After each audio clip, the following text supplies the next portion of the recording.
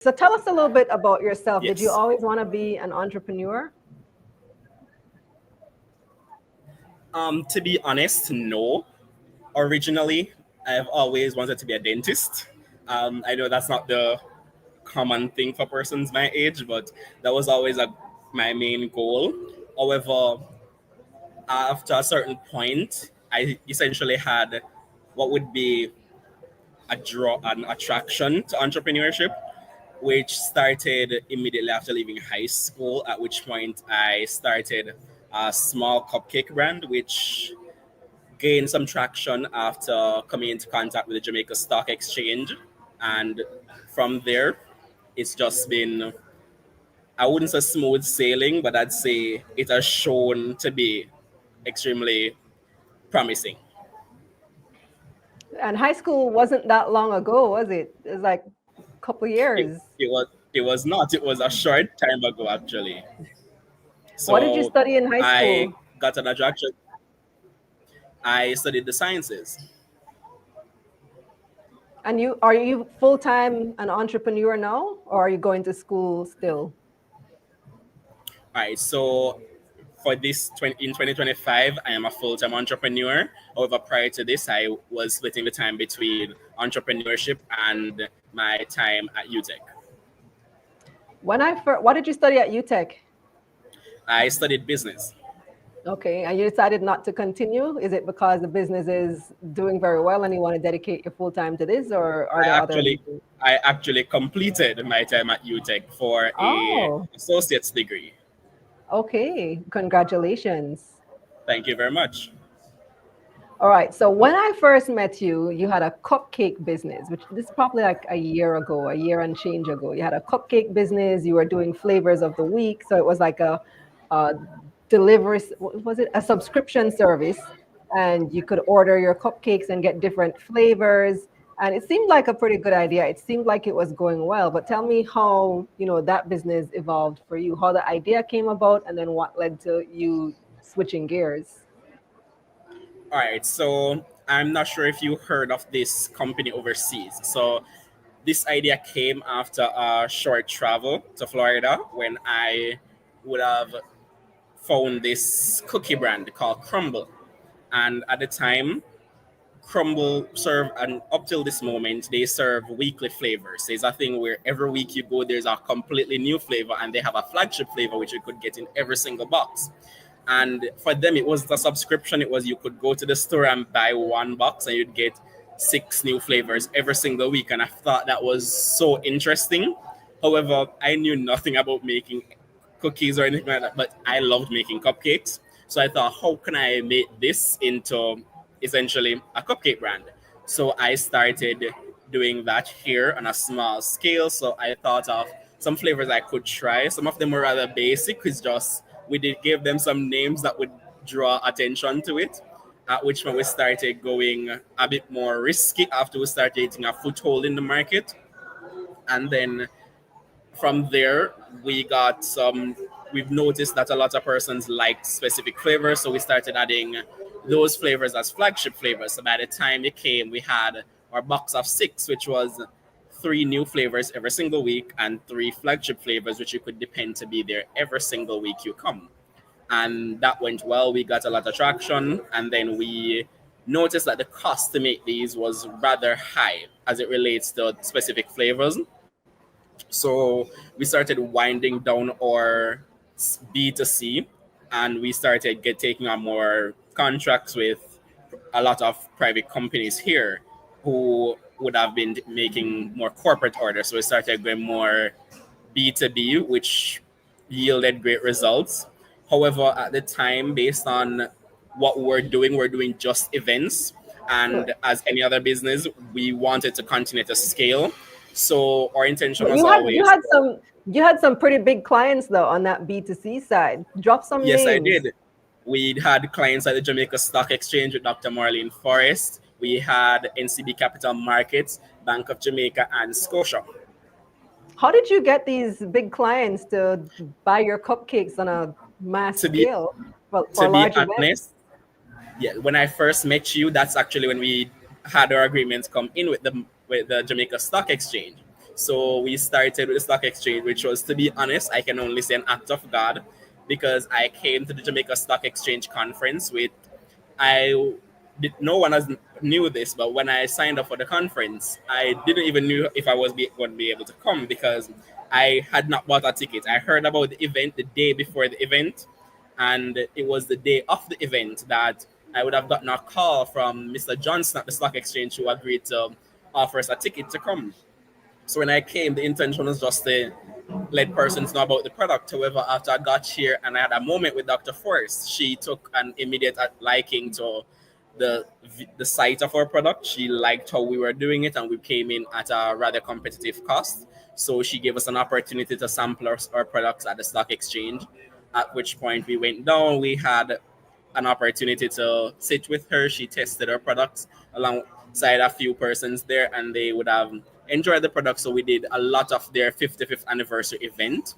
And from there, I would say we name dropped into every other job, because other persons heard, yes, he did the Jamaica Stock Exchange work, and they could verify that and saw that the work was good, everybody was just easier to convince.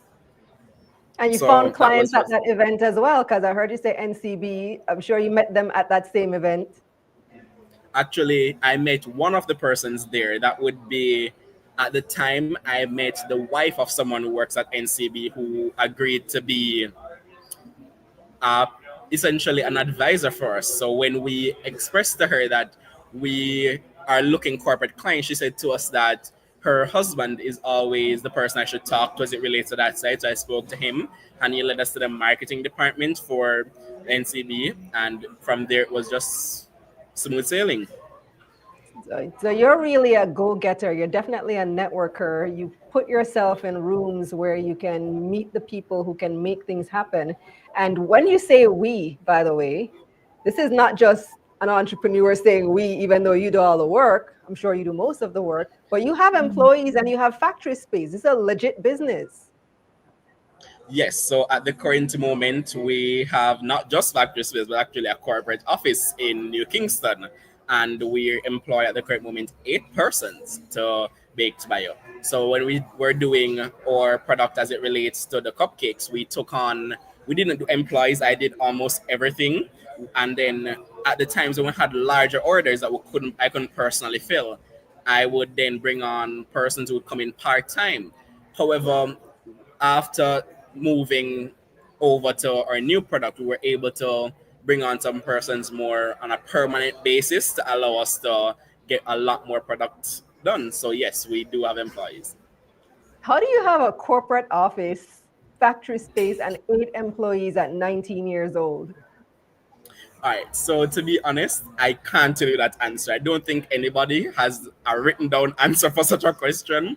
I can just say it took a lot of sleepless nights and hard work, to a point where at one moment I actually got sick from not being able to get any sleep, because I was in office sometimes from, at that time we were working out of Co-work Jamaica. They're no longer around now, but I sometimes would be in office 3 o'clock in the morning and just leaving and coming back at 6 again to start. So to be honest, I can say hard work definitely paid off, but there were definitely other factors that I can't count in now, but I can say was definitely at play.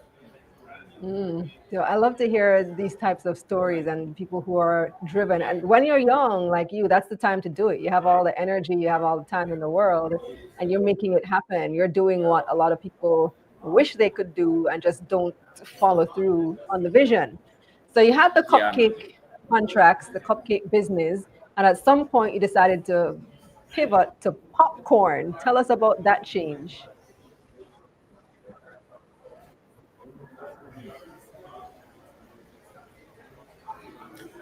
I'm so sorry about that. I was not able to hear you just now. Could you repeat that? Yeah, I think where you are is a little bit noisy. So I was mentioning that you had the cupcake business for what, about a year? And then at some point you decided to pivot to popcorn. So what happened with the cupcake business and why did you make the switch? Okay, so we had the cupcake business for 2.5 years, and from there we made a decision to switch on the basis that we wanted to do a product that everybody could Wait, access for that would two and a allow half us to. years? So that means you started when you were what, like 16? Yes, I started this when I was 16 years old. Wow, still in high school. Which high school did you go to, by the way? I went to two high schools actually. I went to Bustamante High in Clarendon in Lioneltown and Denby High in Maypen. Oh, yeah, Clarendon boy. Yeah. Okay. Yes, I am. Yes, I am. So when we started, I was in high school at that moment, and to be honest, as I said, when we started, we were doing it on a very small scale, to a point where I was actually just doing what a lot of persons at high school they were. I'm not sure if you associate a lot of these people who sell candies around school. I sold cupcakes, and then found that I actually liked making the cupcakes. A lot of persons there liked what I made, and that's where it started with or making cupcakes. Before at that time we were doing just the regular flavors. It was when we made the shift about 1 year ago for the different flavors. And so what made you So, switch to popcorn? all right, so the decision to switch came when I looked into getting our product on the shelf. We wanted to sell our cupcakes in stores, and we reached out to stores like High Low and a few other stores. But each of those stores were either one of two situations. Situation where A, we our product isn't preserved, so it wouldn't last long enough on shelf for it to be viable, or B, they already have a bakery in store. So that meant that that dream was out the door. So we started looking into how we could preserve the product, at which point we reached out to a company overseas that I was acquainted with via an event I went to for food companies in Florida. That the name of that company is Kerry. They develop different preservatives, and I wanted something better than the BHTs that you find in other products. And what they developed was actually so good that it passed for the Bureau of Standards for them as salts. So we took on a small amount of that and we tried it. However, for the cupcakes, it did not work. It actually made the cupcake taste rather off. So we shifted at that point and we're like, is there another product we could put this in? And at that time, there's a company that sells flavors that you could sprinkle onto your popcorn at home. And so as such, we took an idea from there and we attempted to preserve the popcorn. When that worked out, we were like, okay, now we need to try the flavor, and we flavored the popcorn. We did so many test rounds of this that, to be honest, at one moment it felt like it was a dead end, because every time we tried something or I tried a flavor, people did not like it. They came back with comments that would dishearten anyone. However, we persevered and we've now reached what we would say is a flavor that has passed the majority of our testing. What flavor is that? Okay, so that flavor, which is our flavor that we're launching with, is we're doing two flavors. So that flavor is our sweet and spicy barbecue and our chili lime. Oh, I'd love to sample this. Somebody was asking about samples earlier. I happen to really like flavored popcorn. One of the reasons I like it a lot is because it's very low calorie. So it's a nice low calorie snack in general. Chili lime sounds like a nice flavor. Yes, yes, it is. So it's not that the cupcake business wasn't making money or was failing. It's just that you weren't able to scale that cupcake business because of the longevity of the product and in-store competition. And you wanted to find a product that you could scale. That's the reason for the pivot. Yes, it is. Yes, it is. So, as it relates to the product for the cupcakes, as I said, we did rather well because our clients was, I would say, really great. The stock exchange being our main client at the time, they provided us opportunities for all their events, and their payments was on time rather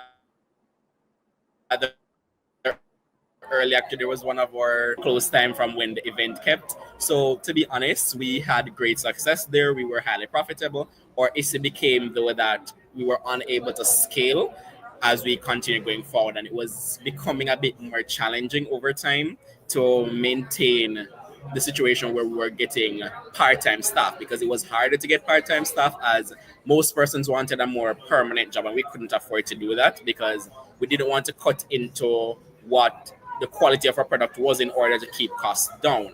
So we decided, well, we're not going to be able to do this in stores, so we have to find another way to be on the shelves. I like that you weren't so committed to the cupcake idea, even though you loved it. You said you like to bake, but when you realized that you needed a different product to go where you wanted to take the business, you made that pivot fairly quickly. I have a few comments and a couple of questions as well from the audience. Learn, Grow, Invest says, congratulations on all your success. Natisha says, Thank proud you. of your vision. Javon wants to know if you're Jamaican by birth, just asking based on the last name, DeMarquez. Yes, I am Jamaican by birth. The last name DeMarquez is not the last name I had at birth. My last name at birth is Scott. I changed my last name in honor of a family member of mine that recently passed. So I've, Oh, I'm not sure if you've noticed that when you met me, it was Levavion Scott, and I would have changed my name to hers when she died. oh, wow. I'm sorry to hear that, but that's a wonderful way of honoring that family member. Jason wants to know, where did you get the money to start your business? All right. So when I started, as I said, I was going small. I started with $2,000 that I had from going to school. So it was saved up with Jamaican some dollars? lunch money, Jamaican dollars, so lunch money. So when I started, as I said, we started very small. When I was going to high school, so I remember that $2,000. There's this supermarket in front of the Linerstown police station that I went to, and when I started this, I was doing box mix. I took the box mix and the cup and the eggs and the oil, and I bought everything and I took it home and I made the cupcakes. And at that time, I did not even know how to make frosting. I actually got frosting from a friend of mine who owned a bakery at the time, and she would sell me frosting to put on the what any person who saw it would think is muffins. And that's how it started. It was as we continued, we had the profits that continued to come in, and that's how we continued to scale. So we started, as the words for the general time would use, we bootstrapped it all the way here. Right. So you 100% bootstrapped up to this point. That's amazing. That's an Yeah, amazing story. Like I'd love to interview you in 10 years to see where you are and hear that story of coming from $2,000 buying your first cake mix in high school. We have a few other comments here. Dalton says, geez, I guess he's reacting to, the story that you told. Learn, Grow, Invest says, started my first company in high school too. Jason says, talk about turning passion into profits. Learn, Grow, Invest again says, I know someone from our conference who would love to speak with you in a similar line of business. So I'll pass on the contact information to them and you guys can make that link definitely. after.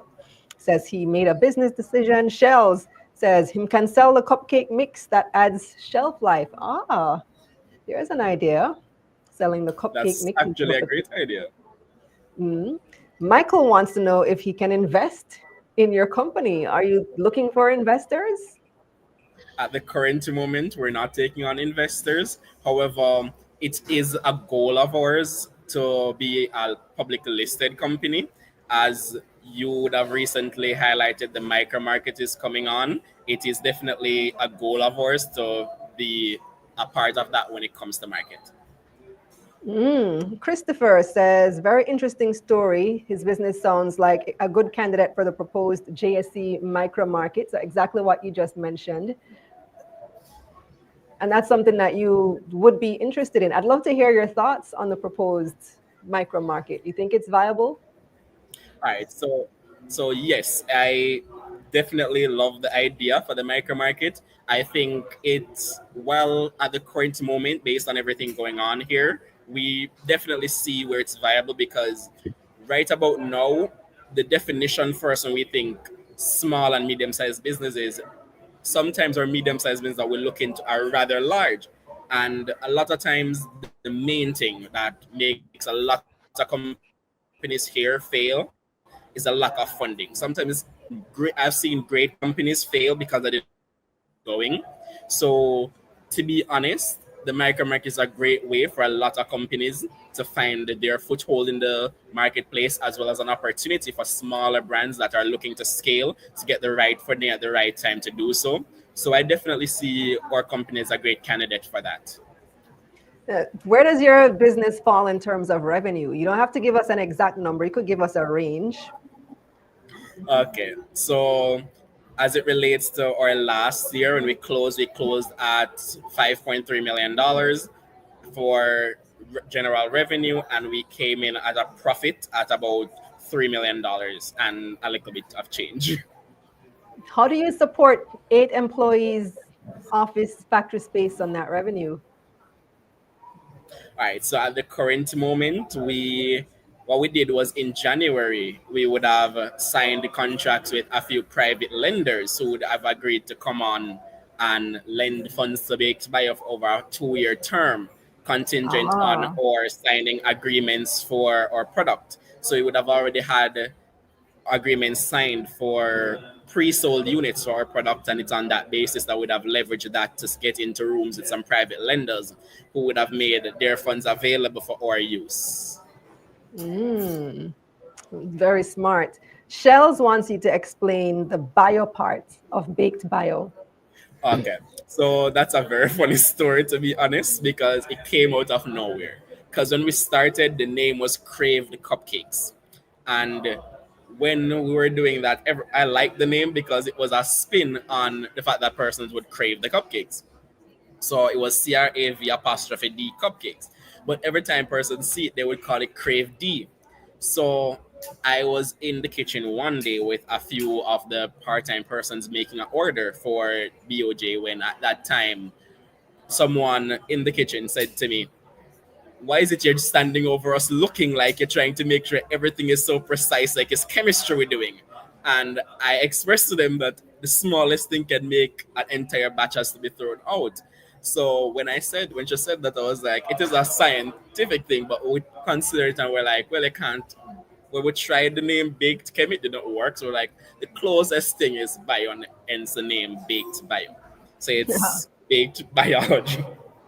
Ah, okay, okay. So Philip says, youngest CEO on the JSC, go for it. We'd Definitely. love to see that happen. Speaking of which, though, Bladen wants to know where they can purchase your products. So you've launched already, right? Are you in All right. So stores now? Where are you? So our popcorn we haven't launched yet. Will be available on shelves in September. We're currently in correspondence with Hilo. They'll be our main persons, as well as Blaze gas station. So those two places will have the product first upon rollout, at which point afterwards our distributors will take it from there to get into other stores. Okay. Ooh, wow. So how are you? All right. So your revenue right now or your funding right now is simply from the debt financing that you've acquired. Yes, it is. Okay. Uh, but you're also thinking about expanding regionally, not thinking about you're making plans to expand regionally. Tell us about that. Actually, we're not just making plans. We have signed contracts. So our main thing was that when we started, I got everything done. I was ready to go. And then I reached this point where the question now was, what do I do? And the plan was, are we going to self distribute, or is it that we're going to ask distributors to come on? And every distributor we reached out to here either wasn't taking on new product, or they weren't interested because it's a new product and nobody knew it. So I was like, okay, the best thing right now, we can't sell them on a name because we have no name. So let's sell them on the one thing we have. We have the flavor, and we sold that. So I literally, when I said I left the country with no plans, I got on a plane with no plans of what to do, and I went to go see somebody in Florida, a friend of mine, and I asked him what it is am I going to do now that we're here? And he said to me that he knew somebody who would be very interested. I asked to meet with that person. Keep in mind, at that point, I was due to be back in Jamaica in a day. And this meeting seemed like it was never going to happen because when we got the call, he said to us that he was rather busy and can't take on anybody that immediately. However, somehow it worked out. I would say by the grace of God, it worked out. We had a conversation and they expressed to me that they'd be in Jamaica soon and that we'd be able to catch up. When they got here, we were able to secure an verbal agreement that yes, they'll be interested in the product after getting the samples. We sent out the samples and they came back with great reviews. And from there, it's just been, we've got this documentation in place. We get to have our signed contracts from that distributor, as well as they would have introduced us to a lot of different distributors across countries like Trinidad, Dominican Republic, and Belize. So we have signed agreements for those places as we speak. So they will be a part of our first rollout launch so our main thing is definitely going to be exports. So that will come in September as well. Yes, it is. So between now and September, you just have to produce. You have to make sure Yeah. that you can deliver on these contracts.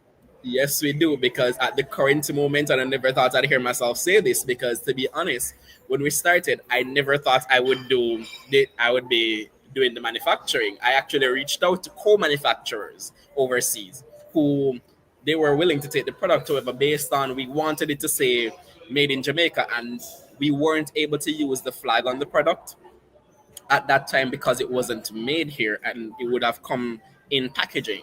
So I found a workaround and I said to them, hey, can you make it and send it to me and I'll put it in the packaging myself? And that could be somewhat made in Jamaica. And they said to me, we'll